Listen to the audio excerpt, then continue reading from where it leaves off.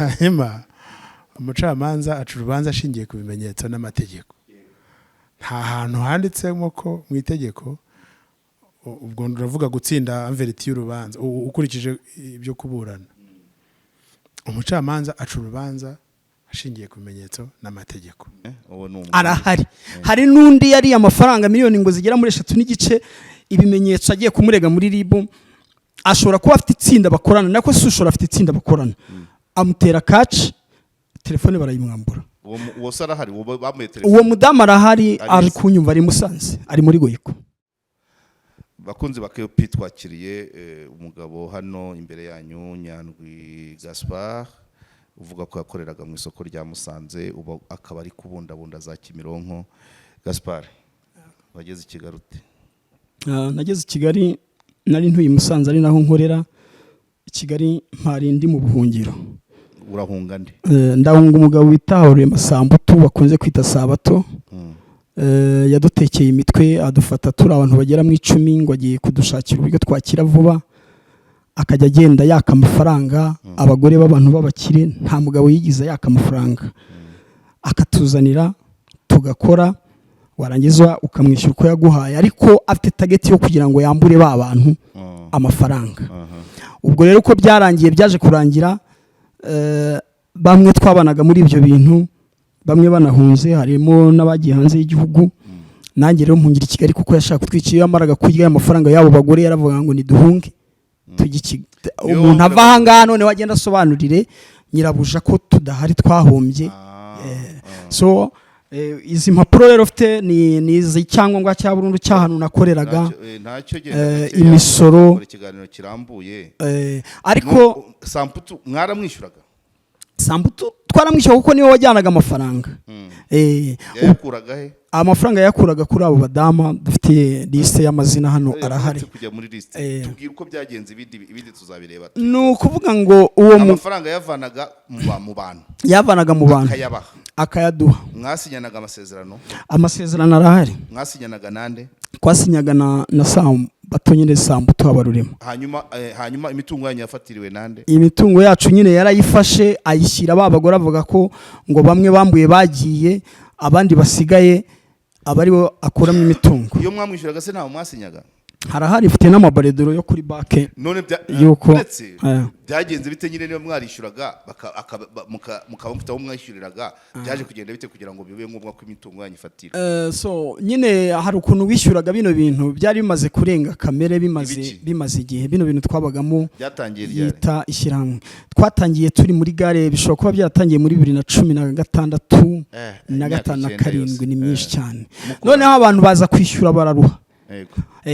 Umuntu basigara bamubarira amanyungu adashobora no kubona.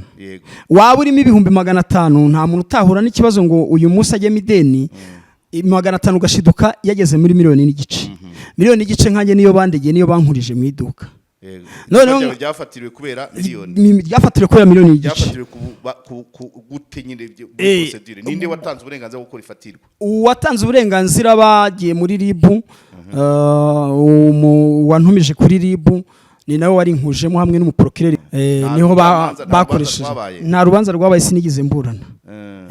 Navuye kuri parike ngeze mu rugo bucyasanga iduka uwariguze aririmo, mubajije arambwira ngo yiguriye, yishyuye Habarure Masambato n'uwo mugore wamuhaga amafaranga. Bandega 1.5 miliyoni nza kugeza naho ngiye mu nzego gutabaza ndega, ndabwira mureke 1.5 miliyoni muyikuremo mumpa yasigaye, kuko ntago nacuzaga 1.5 miliyoni muri iyi shop. Niho rero bakurije batabubwo turaguhiga. Ninde wavuga ko guhiga? Wambwiye ko ampiga n'ubu mpiga ni Habarure Masambutu, uwo watuzaniraga amafaranga. Afite ubasha bwo kuguhiga se? Afite nanjye nibwo mbaza kubana nakiriho, ndashimye imbaraga afite niza amafaranga yagiye asakuma muri abo bagore, kuko hari n'uwo yariye 15 miliyoni ngewe nzi, wanatinye no kuvuga, watinye no kubibwira umugabo. Arahari. Hari n'undi yari amafaranga miliyoni ngo zigera muri 3 n'igice, ibimenyetso agiye kumurega muri RIB, ashobora kuba afite itsinda bakorana, nako si ushobora afite itsinda bakorana, amutera catch, telefone barayimwambura. Uwo sarahari, uwo mudamu arahari, ari kunyumva, ari Musanze, ari muri Goyiko. Nanjye banteye catch Nyabugogo, abahazi mu Nkunda Mahoro, navugije induru ndatabaza barampurura, njya no kuri polisi kurega baranzi abambona baranzi polisi ya hehe polisi ya Kimisagara kuko mu nkundamahoro hari muri Kimisagara baguteye kaci mu nkundamahoro mu nkundamahoro niho bafatiye ku manywa y'ihangu ndatabaza mvuza induru abantu barabyumva abantu barabimenya baraza barahura njya kuri polisi barambwira ngo genda urega witonze mbereka izi mpapuro ndabwira ikibazo dufitanye umuntu arasanzeho mpagaze ashaka kucaginga cyanibuka ko yambwiye ngo ninkomeza kumurega bazacaginga icyaha nanjye rero ndatabaza ntabaje barandikura barambwira ati tahire polisi kuri polisi ya Kimisagara byagenze bite hariya kuri polisi ya Kimisagara nagiyeyo nyine navugije induru bari bafashe banjyanye ntazi yo banjyanye byari mu bihe bya covid bande na abantu yagurira umupolisi oya bande abaguvanye mu nkundamahoro ni bande abambanye mu nkundamahoro ni muramu wanjye nahamagaye twari turi kumwe niwo hafi aho ngaho noneho abandi bapolisi batazi ibyo ari byo barambwira ati rero ngwino tugende ejo atazongera kanabiguhora utanga ikirego hano haruguru muramu wanjye wari ugufashe muramu wanjye ntabwo ari muramu wanjye niwo Habarure Masambutu niwo kwifatiye se ntago ari we n'abantu ashyiraho akoresha nanone abo bantu usura bazi nyine batubwire abo bantu barimo umupolisi hari muri covid uzi ko muri covid ahantu twaranguriraga twajya gushakira yari yambaye imyenda agufatira shaka izina rye kwa kundi baryanditse hano ndaribura afatira Nyabugogo afashe mvuza induru ndatabaza bihurira nako yambwiye ngo ninkomeza kurega ndizankura cyangwa bacaginga ijyaha abo naregeye rero bamwe barambwiye ati uzavuza induru twebwe turi urwego rwari iyo dukeneye umuntu tumutumaho tukamwandikira wa mupolisi wagufatiye muri Nyabugogo byagenze bite umupolisi wafatiye muri Nyabugogo nyine ntago intego yari afite yagezeho niwe wanyambuye izo telefone ebyiri yakwambuye telefone arazitwara hanyuma Kimisagara ujyanwa nawe nirangamuntu Kimisagara nyine natabaje naravugije induru ntabarwa n'izindi polisi kuko muri covid babaga hanyuma wakwambuye telefone ajya he wanyambuye telefone na nubu naramubuze nagiye kumutangira ikirego ndamubura yari yambaye imyenda ariko nta zina nabo uvuga muri tubyumvikane mu nkundamahoro wafashwe n'umupolisi akwambura telefone utabaje utabaga n'abandi bapolisi yes hanyuma undi mugenzi wabo ntibamufata se mugenzi wabo sinzi nyine niba baramufasha bafite ko babigenje nagiye kuri komanda wa Kimisagara ntanga ikirego arambwira ati rero wihanganira ati bari batubwiye ko ngo kubera bino bihe bya covid ngo batubwiye ko ngo hari imitungo yango bakwambuye ngo ushobora kuba ngo baketse ko ngo wenda ngo baba ari ikibazo ngo cyatoromo ngo ufite ngo bakeka ko ngo hari ibindi wakeka ndetse nibatinyera kuvuga ngo hari igihe ngo wakwiyahura ndavuga nti ntago nakwiyahura nagiye mu mategeko nagiye kurega ibi bintu byanjye birazwi ni ukubeshya ahubwo sinzi umupolisi icyo ashaka kunjyana aho naho ashaka kunjyana okay noneho rero muri uko kubaho muri uko kumpiga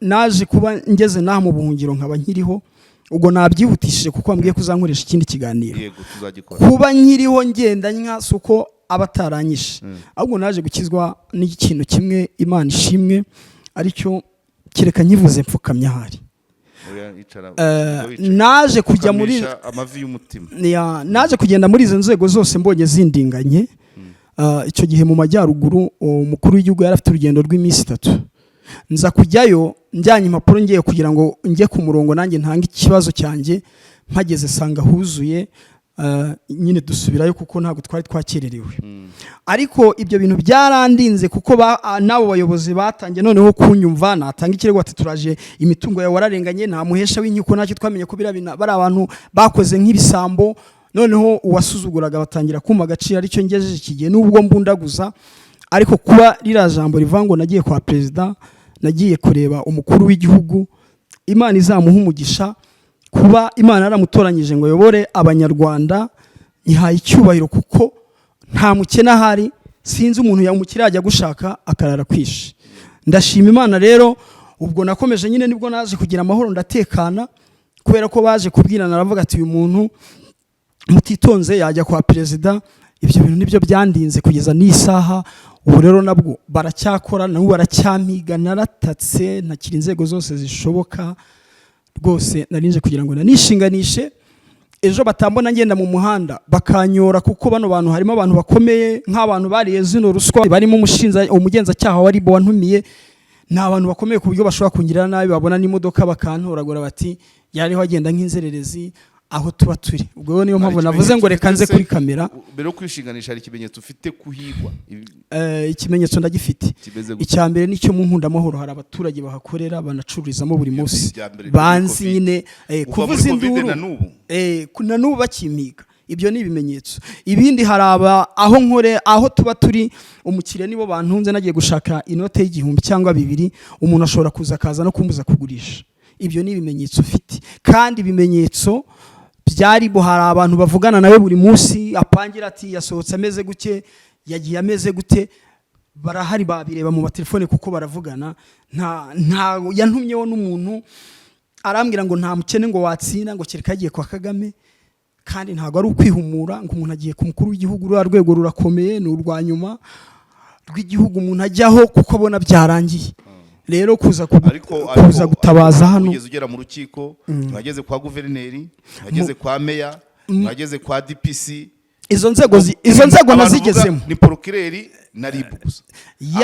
Abandi kutaba ahandi nagiyeyo mu muyobozi w'akarere abeshi bagiye bavaho. Urumva kuva 2019 umuntu amiga ntago ari ukuza kuri kamera. Ngiye kuri kamera kuko mbona n'ubundi napfuye n'abantiri kubyibuza. Oya ntago wapfuye reka ntabaze fe bamenye n'abanyishe, byibuza mbwire n'abanyarwanda akarengane nahuye nako, noneho babikurikirane byibuza, cyangwa se mushinganishe nkurikirane mu mize ariko ndiho. Okay. Reka dusoreza ahangaha kubera gahunda y'uyu munsi ku cyumweru ni ndende. Mu kanya tugiye mu nshuti mizi muri Saint Paul na Dashim.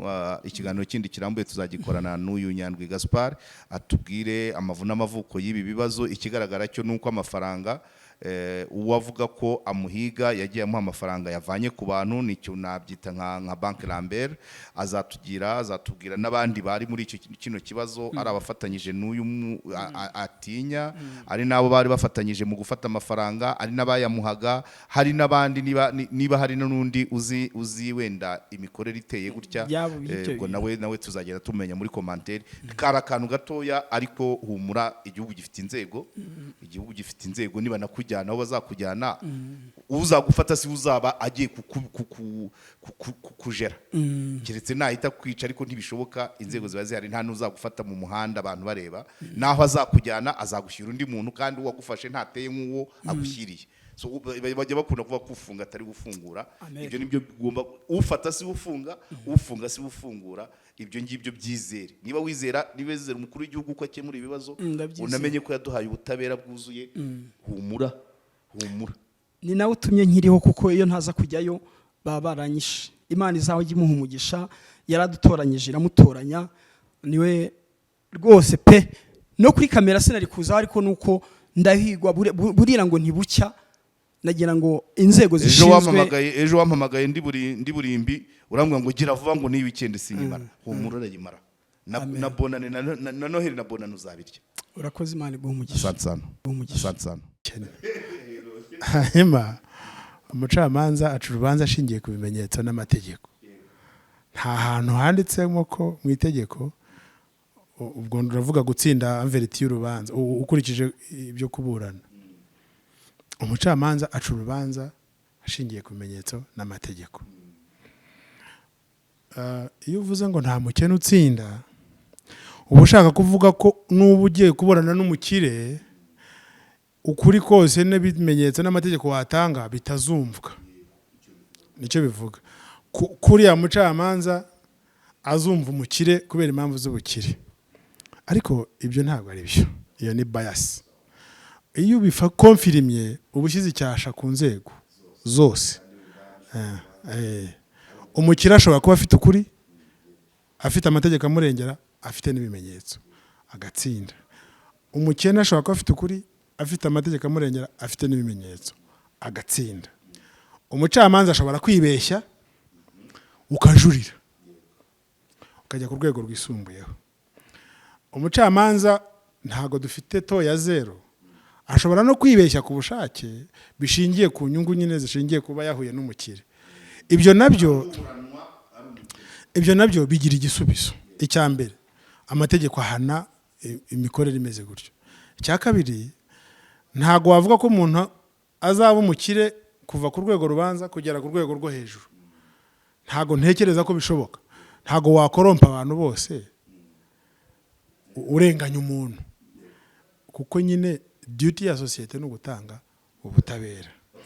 Kimwe muri pira zo gutanga ubutabera habamo iy'amakuru. y'amakuru information kuko nta muntu utanga ubutabera atari informed. So, niba rero umuntu yakugezeho ukaba uri umunyamakuru akavuga ati navuye i Musanze, agomba kubanza kugupuruva ko ikibazo cyayo kimenyesheje mudugudu, kagari, executive, komanda wa polisi, DPC, RPC, meya, guverineri. Noneho akazaza i Kigali avuga ati ubu nsigaje kubana na minisitiri na perezida wa repubulika kubera ko abandi bose nabagezeho iki kibazo bananiye kugira gute kugikemura. Kuko nanone hariho abantu agirana ikibazo n'umuntu akamutera ubwoba ati nzakwica, nzakwiba nkunyuruze, akavuga ati agahita yibeshya ko uwo muntu bimubwiye ko afite ubutunzi n'ubushobozi, akavuga ati nimurega hatuye ntago ikibazo kizakemuka. Ariko tukwiye no kubaha inzego. Urumva Karege, abanyarwanda dukwiye kumenya kubaha inzego. Ntago umuntu wese agira ikibazo yahita akijyana kwa perezida wa repubulika, cyangwa yahita akijyana kwa minisitiri, cyangwa yahita akijyana kwa guverineri, cyangwa yahita akijyana no mu itangazamakuru. Nabyo sibyo. Ubundi gihe ntago nkunda ko tuganira ibibazo by'abantu nomema mu itangazamakuru. Nyine niba nshaka kuvuga, ndavuga atitire uko institution zubatse. Igize ikibazo ugomba kukivuga, urwego uzageraho rwo hejuru ukaba urubwira ngo urwo munsi yanyu nararubwiye ruranyirengagiza, cyangwa se nihuse kuko nakizaga amagara ariko bariya narababwiye mbona bararangara. So ariko impungenge umugabo afite hari n'abandi benshi bazifite, ariko ntago ari byo. Ntago ari byo. Ntago abakene baratsinda, tujya tuburana n'abatishoboye bagatsinda. Hari n'ababurana badafite n'ababunganiye kandi ari umukene agatsinda, ugasanga umuntu yakoresheje icyemezo cy'uko atishoboye akagishyira muri dosiye, urukiko rukamwakira akaza agasobanura ibintu by'akaburana agatsinda. Ntago rero twavuga ngo abakene ntibatsinda, twaba dufashe inzego tukazambika umwenda w'icyasha kandi atari we. Murakoze cyane.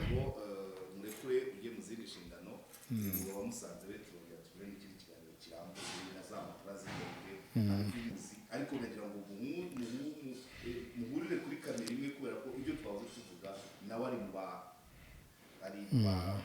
victime, nawe akeneye ubutabera.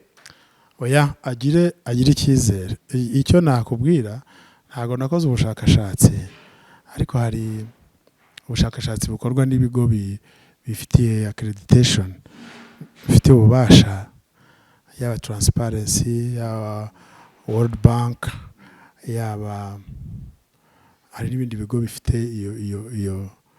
ubwo bushobozi. U Rwanda ruri mu bihugu